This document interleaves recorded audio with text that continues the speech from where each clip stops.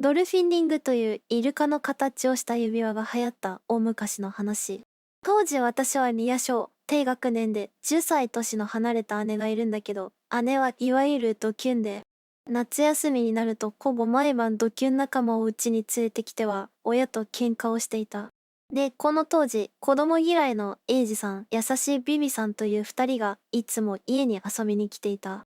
エイジさんは私が姉の部屋に近づくとすごい怒って、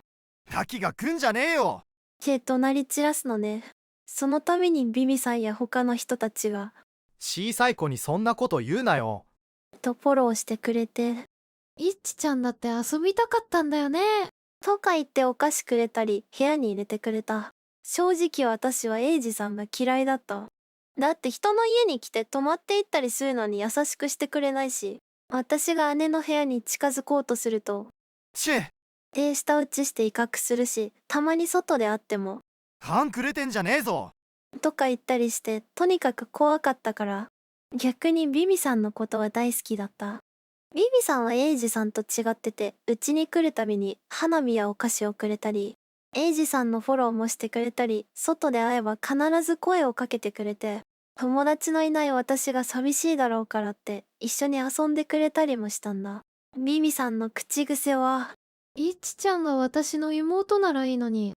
だった。そんな荒れた夏休み、我が家の黒歴史が終わりに差し掛かったある日、急にエイジさんがドルフィンリングをくれた。姉の部屋にも行かず私の部屋に来て、ほら、絵投げてよこした。ピンクのラッピングした箱に入ってた。誕生日でも何でもない普通の日なのにおかしいなとは思ったけど、友達いなさすぎて頭がお花畑だった私は、やっとこのお兄さんとも仲良くできるんだって思った。当時の流行り物だったし、初めてエイジさんがプレゼントしてくれたもので、当時の私の指には親指でもブカブカだったけど、すごく嬉しくて、もらった日は握りしめて寝たんだ。そしたら真夜中に手が熱くなってびっくりして目が覚めた。エイジさんからもらった指輪が焼けたように熱くなってた。せっかくもらった指輪が壊れたーって熱いわ寝ぼけてるわでギャン泣きしたのを今でも覚えてるんだけど、誰も様子を見に来てくれないのね。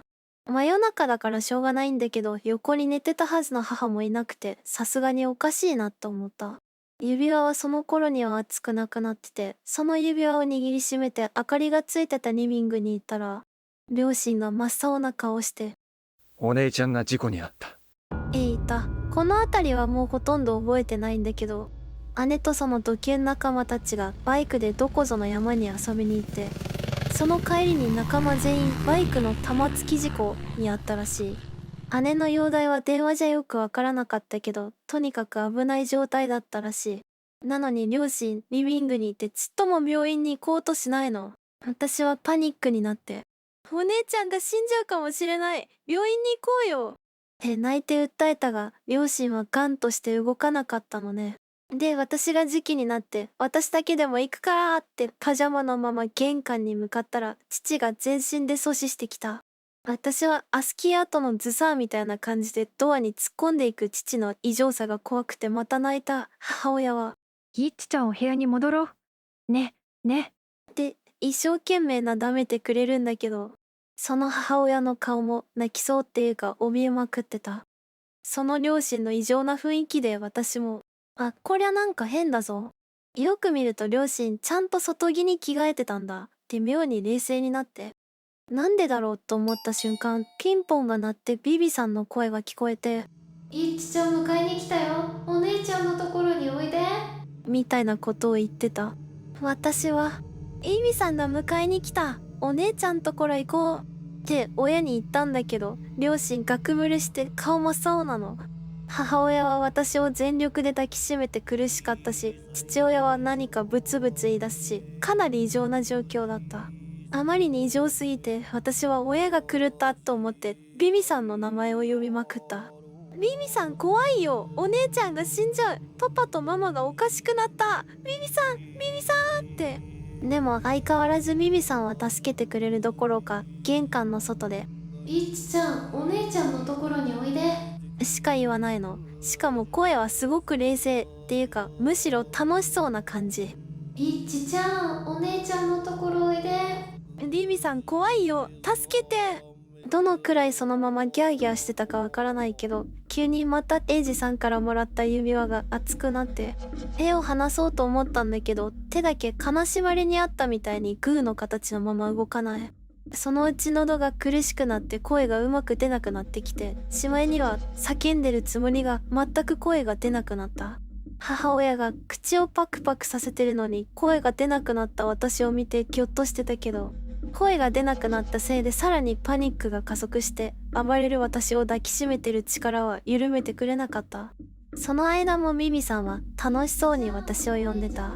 そのうちかすれた声が出てきたなと思ったら、今度は勝手に言葉が溢れてきた。お前なんか私のお姉ちゃんじゃない。私のお姉ちゃんはマルコだ。私は知ってるんだぞ。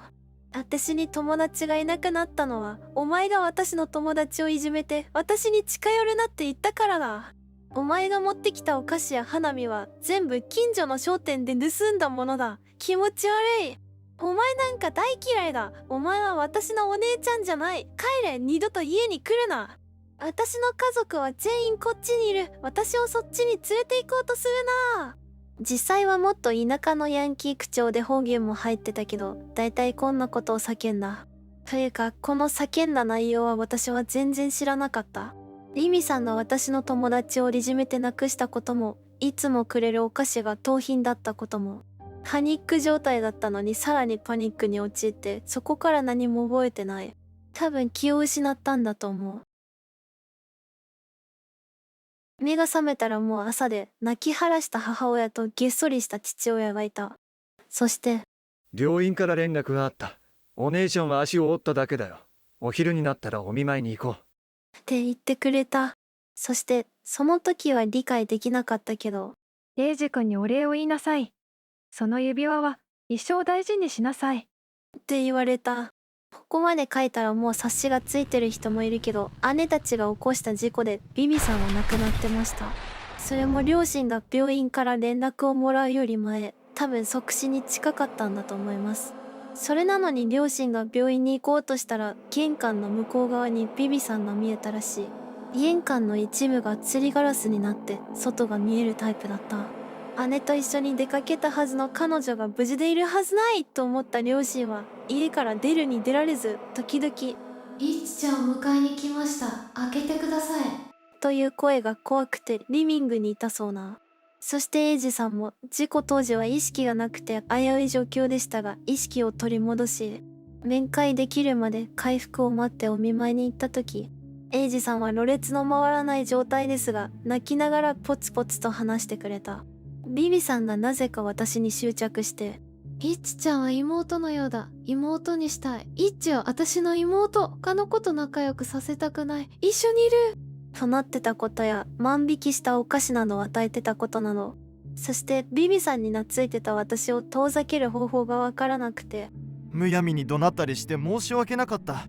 流行りのアクセサリーを持ってれば女の子だから友達ができるんじゃないかと思って指輪をあげた。と話してくれました。あれからもう15年以上経つけど、私は毎年夏はお盆が終わるまで帰省できないでいる。ビビさんが私を諦めてないからだって姉や両親は言うけど、確かに夏場になると例の指輪が熱くなりようがない状況でも焼けたように熱くなって変なことが起きる時があるんですが、それはまた別の話。ビビが毎年家にやってくるのを実家の家族は見ているのか？リミさんの姿を両親が見たのはこれっきりですが、婿とって実家に住んでる姉は毎年見ているそうです。年を重ねるごとに輪郭が変わってきて、ここ数年ほぼ滅人、数年前には大きな犬っぽかったらしいですが、お盆の送り盆に来るそうです。お祓いは何度か頼んでますが、やはりお盆の時だけは来てしまうそうで、私はビビさん関係以外の霊感は全くないので分かりませんが、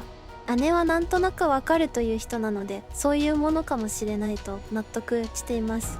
実家も引っ越しを考えましたそうなんですが、よくわかりませんが、なぜか引っ越しをしていません。私だけ中学進学と同時に父方のおばの家に預けられていました。犬っぽいってどういうことだろうね。成仏できなくてさまよってるうちに妖怪化してきたんだろうか。このあたりは私も本当にわからない。見てないからっっていうのもあるんだけど、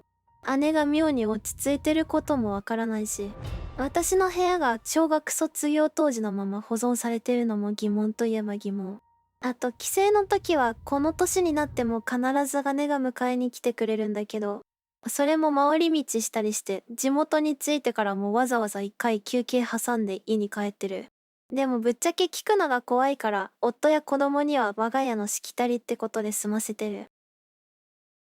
前スレでドルフィンリングの話を書いたものですが、今日用事があって姉と電話したので、エイジさんとビビさんについて聞きづらかったけど聞いてみました。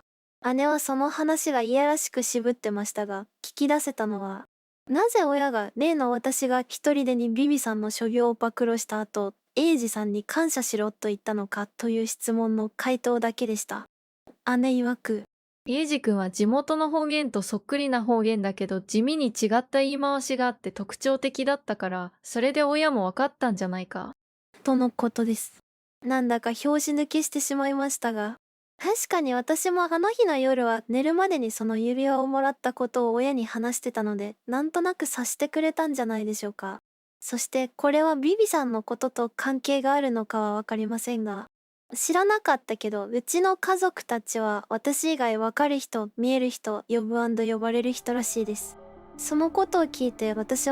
から私は実家に住めなくなっちゃったのかなと納得して、私はなんで違うのかなと聞いたところ、姉は、イッチも昔はそれなりに分かる人だったのに、私がグレ始めた頃から鈍化していた。私が拾ってきたり持って帰ってたものを感じちゃったのかは知らないけど、あんたはどんどんそういうのを閉じていて、しまいには分からなくなったんじゃない？